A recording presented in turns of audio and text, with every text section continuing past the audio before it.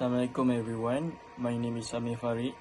So for the introduction of the trade union are the most successful organization for defending employees' economic interests and preventing workplace abuse. There are also few definitions of trade union, which are: it is an association or combination of workers or employers set up within particular trade, occupation, or industry to whether protect the right of workers or improve terms and conditions at the workplace. Next, Section 2 TUA 1959 mentioned that trade union or union are any organization or combination of workers and employers, whether they be workers whose place of employment is in West Malaysia, Sabah or Sarawak, as the case may be, or employers who employ workers in those three states, as the case may be within any particular establishment, trade, occupation or industry, or within any similar trades, occupations or industries, whether temporary or permanent, and having among its objects one or more of the following, which is the regulation of relations between workers and employers for the purposes of promoting good industrial relations between workers and employers, improving workers' working conditions, or enhancing workers' economic and social well-being.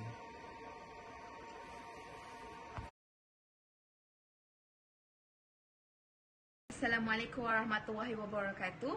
My name is Aunia Akila binti Usaimi, and I will explain the right of the trade union in Trade Union Act 1959.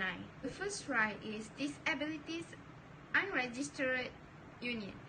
Trade union will be strengthened by the active involvement of many workers. This will ensure their rights and needs are met and protect their employment interests. There are many factors that influence worker participation in trade unions in Malaysia today, including the cooperation of union members. This allows the collective strength to negotiate and bargain for better terms and conditions of service with employers.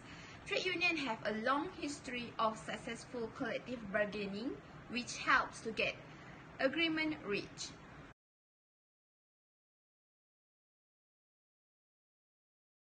The second one is immunity from civil suit in certain cases.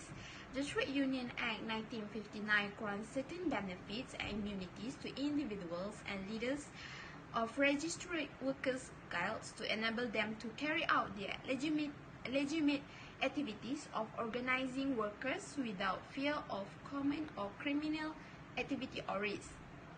The union enjoys this immunity as long as the act is done for the purpose of or in pursuance of the TD, even if those act results in a breach of an employment contract or interference with the trade or employment of any other person. Section 21 is limited to action taken in pursuance of the TD. The third one is liability of thought. A union is liable for any tort in which a person is liable for damages as a result of act committed by him or on behalf of his union when done in consideration of or in support of a TD. What is tort?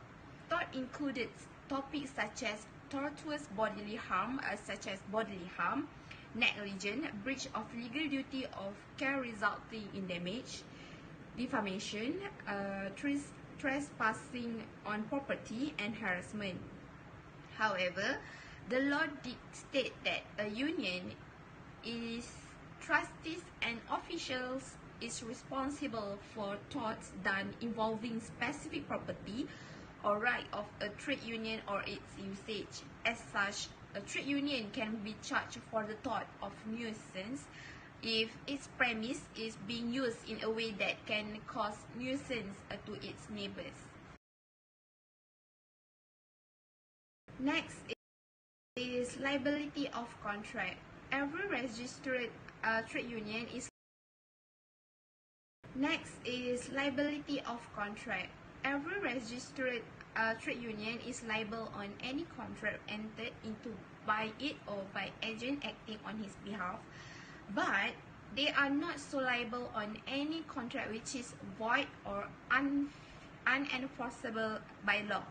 In virtue of Section 23 Trade Union Act, a registered trade union is liable on any contract entered into by it or by agent acting on its behalf. The contract includes lease agreement, commercial transaction, and even unemployment contract of union employees. Every registered trade union shall be liable on any contract entered into by it or by an agent acting on his behalf, which means that a trade union shall not be so liable on any contract which is void or unenforceable at law. Assalamualaikum warahmatullahi wabarakatuh. My name is Nur Amira Natasha binti Hafiza, and I will continue what Auni Akila just presented just now. Alright, so my point is objects in restraint of trade not unlawful in case of registered trade union. So, a trade union is a formal form of association of workers that promotes the harmonious relationship between the employer and employees. So, trade union's primary objective is to promote and protect their members' interests. A trade union must also fulfill certain social responsibilities. So, as stated in the Malaysian Law Trade Union Act 1959, the object of a registered trade union shall not, by reason only that they are in restraint of trade, be deemed to be unlawful, so as to render any member of such trade union liable criminal prosecution for conspiracy or otherwise to render void or voidable any agreement or trust. It does not take an expert to recognize that the economy is not in the best level right now. So as a result, this is only normal that such a situation would have a significant impact on many people's employment status and jobs. So employees may become dissatisfied with their current job or even question where it is simply better to step forward and spread their wings elsewhere in this situation. So employees would then recheck their contract of employment to double check things like their expected notice period, their expected responsibilities upon termination, and their welfare benefits. So the employees are now equipped with the necessary knowledge and are ready to go, but then there would seem to be one issue is going to prevent them from doing it. So there are a phrase in their employment contract that somehow read, "You agree for not to sign contract with other company where that is our competitor for next 6 months upon termination of your employment with our company." So this phrase usually referred as restraint of trade clause. So employees who read the phrase will automatically ask themselves question whether they are not allowed to change their job in the duration of 6 months. Being concerned, an employee would check and read through the Employment Act of 1955, the main statute stipulating an employee's rights. So there are none of the provisions address whether an employer has the right to include such an unreasonable clause in an employment contract. So this statutory provision basically provides that a restraint of trade clause could not be enforced within the Malaysian jurisdiction. In other words, if an employee is still employed, if their employment has not been terminated, the restraint of trade clause is still enforceable if any are stipulated therein. So as a result, prior to the termination of the employment contract, the employee will still be prohibited from having any direct or indirect interest in any rival company. So this is common sense, as an employee has a natural duty of care to the employers to ensure that they act in a good faith and for the benefit of their current employer.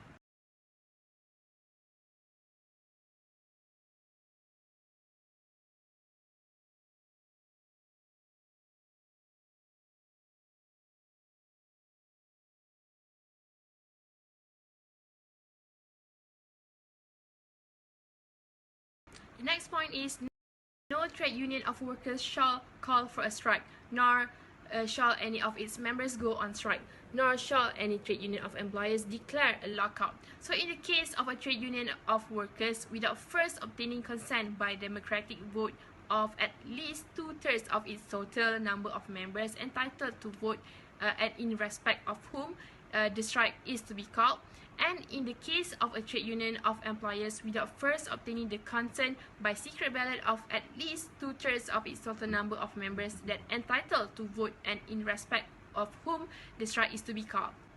So in any trade union, and every members of its executive who initiates, promotes, organizes, or finances any strike or lockout in violation of subsection 1 should be guilty of an offence and upon conviction shall be liable to fine not exceeding 2,000 ringgit or imprisonment for a term not exceeding 1 year or both, and a further fine of 100 ringgit for each day such offence continues. Besides, any registered trade union that fails to comply with subsection 3 or with an order of the Director General under the subsection 4 is guilty of an offence upon conviction, is liable to a fine not exceeding 1,000 ringgit plus a further fine of 100 ringgit for each day that such offence continues. So the ones of proving that the requirements specified in subsection 1 that have been met shall be on the trade union, a member of its executive, or a member of the trade union in any proceedings for an offence under this section.